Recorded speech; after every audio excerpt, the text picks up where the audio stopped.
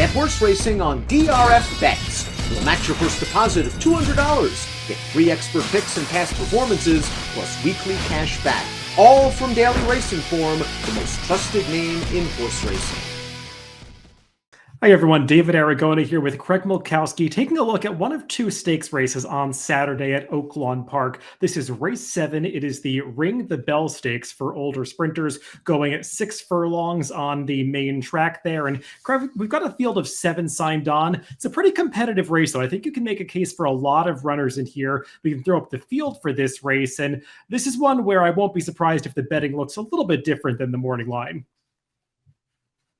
Yeah, I wasn't sure what to make of the morning line, and it's not a knock. I think it's a really tough race. It's opening week for Oaklawn. You got horses shipping in from all over the country, and I think several of them actually have a chance in here.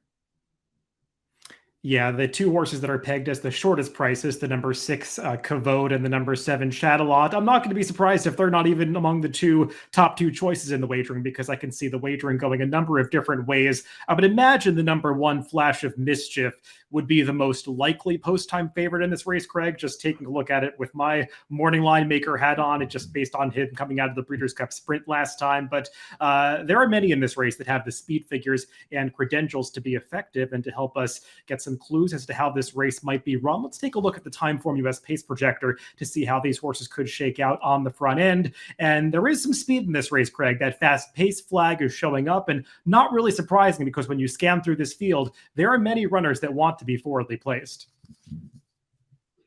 Yeah, there are a few for sure. We have a couple speed horses in here. I think there's 3 total leader and speed horses. We have another tracker and Flash of Mischief. And when you look through those running lines, there's a lot of ones, so it's not surprising to see that flag.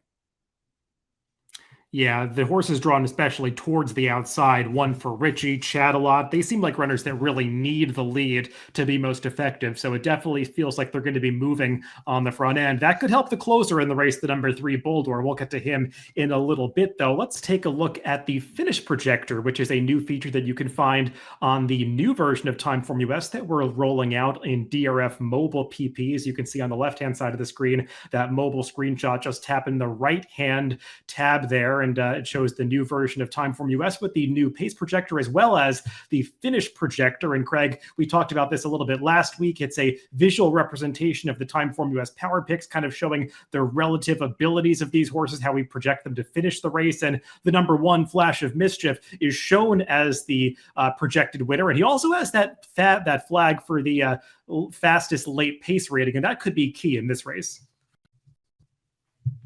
It could be after looking at the pace projector. And one note I want to make about that is in races that we flag as having a fast pace, we don't give extra credit to horses with the best late pace rating like we do front runners in a race where we don't predict a lot of pace. So just to be clear, he would have had that top designation even without the projected fast pace. Well, speaking of Flash of Mischief, let's take a look at his PPs first. And we'll begin by checking out a replay of him 2 back when he won the David M. Vance Stakes at Remington Park. And Craig, this was a real breakout performance for him because he was turning back in distance off a series of route races. He really had never gotten a chance to kind of be a sprinter in the past. They kept trying to stretch him out in distance. And turns out, based on this performance, he might be a dirt sprinter. And they tried a tough spot last time, but I think he's getting back in with his friends here. Yeah, I mean, he's a pretty versatile horse. It's not like he's been terrible routing, but this was by far the best race of his career, both visually and speed figure-wise. He ran a 120 on the Timeform US PPs, weight adjusted. It's 118 on the screen. So good effort from him. I thought he was a little disappointing in the Breeders' Cup just because he really didn't do a lot of running at all, but it was a big step up in class, and he's kind of back to the same level he faced at Remington. And while we've talked about that Breeders' Cup Sprint maybe not being the toughest edition of that race that we've ever seen, it was a tougher spot than this. So he is getting real class relief. And maybe sprinting is just what he's wanted to do all along. And if he gets back in a similar field like the one he faced 2 back, he could be very effective here. Let's move on to the horse that was pegged as the morning line favorite. That's the number 6 Kavod. He is a 3-year-old facing older horses here, something that he's done before. This is a horse who did have success at Oaklawn Park last year, running in a series of Derby preps, but more recently, trainer Chris Hartman has cut him back to sprint distances. And Craig, he's responded pretty well to shortening up. He has. He's okay, but this is a pretty big jump, I would think. He faced a similar field last time at Churchill. He ran okay, but he wasn't really a factor. He kind of backed out, didn't have much kick in the lane. So at a short price, I'm not interested in him. As you said, that morning line may be a little skewed, but he's not one for me if he's anywhere near that morning line. Yeah, he was beaten by a pretty good horse last time in Bango, who's a real Churchill Downs lover, and he's had a great season. Sibilia is also a horse that was coming off some pretty fast speed figures. So I thought Kavod faced a decent field of older horses last time, arguably comparable to the one that he's meeting here, but he probably does have to run a little bit better if he's to beat this field. The horse drawn right to his outside is another 3-year-old with plenty of early speed, the number 7 Chattelot. This one coming in for Steve Asmussen. He is third off a layoff and didn't do much running when they initially brought him back from the layoff 2 back, but his last race, Craig, in that Thanksgiving Classic at Fairgrounds was definitely a step in the right direction, set the pace and faded. He's going to have to try to hold his speed a little bit better this time. Right. He did improve his speed figure back to near his career top, which he had also run at the fairgrounds very late in his 2-year-old season. I thought it was a pretty good effort, third off the layoff. I prefer him to the 6 horse who we just talked about of the 3-year-olds. Not in love with him, though. He still has some improving to do on the speed figure scale to match some others.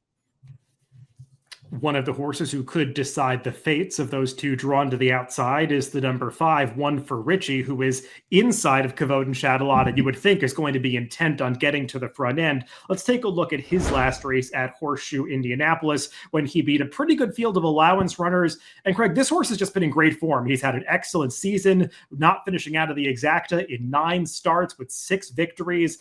He hasn't contested a stakes race, at least not recently, but he's certainly coming into this race in great form. He is in great form. He's run some pretty nice speed figures, especially that last one where he exploded to a 117. That was only at 5.5 furlongs. He is a horse who seems to do his best running when he's either able to make the lead or else be right up front when the pace is pretty slow, which I don't think is going to happen here. But I definitely think he's going to be prominent up to the top of the stretch. Yeah, he's definitely going to have an impact on the outcome of this race. And he is a horse who's had plenty of success at Oaklawn before, compiling a 7-for-12 record over this racetrack. Horse drawn down towards the inside is the number 2 Long Range Toddy. Let's take a look at his race 2 back when he contested the Grade 2 Phoenix at Keeneland. And, oh, Craig, he got so close to breaking that losing streak here, just losing by a neck to Maniwa. It looked like he might have it sewed up in the final 16th, but that deep closer was able to pass him at the end. And that's the big problem for Long Range Toddy. It's just been so long since he's visited the winner's circle. It is, and it's hard to believe this horse actually won a division of the Rebel Stakes 3 years ago, obviously back when he was a 3-year-old at Oaklawn Park.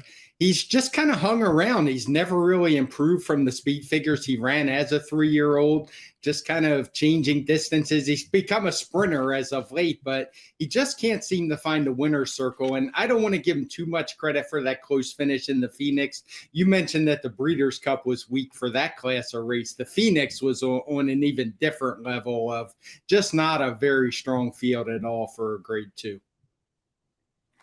Yeah, he actually registered his last victory in that Rebel Stakes back in 2019. He's had 26 losses since then, so he's kind of hard to make a case for as a win candidate, but he has been known to jump up with a big effort when you least expect it in the past, so we'll see what we get from Long Range Toddy in this stakes on Saturday. 2 more horses that we want to mention. The number 4, Baytown Bear. He's coming off a blowout victory last time out at Mountaineer, where he ran a pretty nice speed figure, 120 final time number on the time form US scale, but he wasn't beating much that day, and his prior form against tougher company doesn't really stack up against these.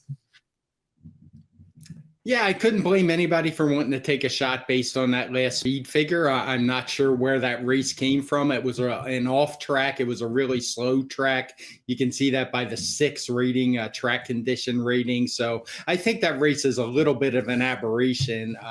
He's also a horse who does his best running up near the front. He's not going to be running down horses in the lane. So things look pretty tough for him.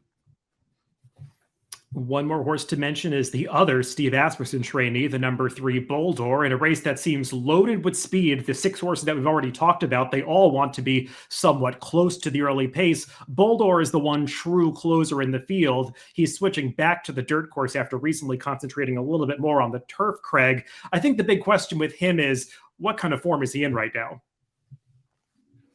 Yeah, it's tough to tell because he moves from turf to dirt a lot. His form seems to go in and out. One thing I've noticed with him is he does seem to like an off track, and we haven't really mentioned it, but there's a pretty good likelihood that we're going to get an off track at Oaklawn on Saturday. I know it's raining here in Oklahoma City. It has been for a couple days. Usually that weather follows to hot springs within a day or two. And when I check the forecast, rain is looking pretty likely. So I think that would boost his chances. Yeah, I seem to remember this horse winning a stakes race on a day that you liked him quite a bit in the mud at Oaklawn a couple of years ago. So maybe he can recapture that same magic here as he gets back over a wet track. If that is indeed the case on Saturday, he will be a pretty big price in this Ring the Bell Stakes. Let's throw up our top picks, Craig, and you're going to go in that direction, hoping that this race comes apart a little bit and Boldor is able to refine his form on that wet track. Yeah, I reserve the right to take him out of there. If it's a fast track, I would go with the one Flash of Mischief as you did. But given the pace scenario and the likelihood that I think it's going to be off, I'm looking for him to jump up and run a nice race. Yeah, I'm not making a particularly clever pick here. I think the Flash of Mischief is likely to go down off that 7-2 morning line. He just seems very logical to me. I was impressed with his effort at Remington 2 back. Just thought he was in too tough in the Breeders' Cup Sprint last time, and he's likely to rebound getting back in against the right kind of field here. And he's also not a horse that necessarily needs the lead, so I'm not that concerned about there being some pace signed on to his outside. So that's a look at the Ring the Bell Stakes at Oaklawn Park on Saturday. Good luck if you're playing the races this weekend.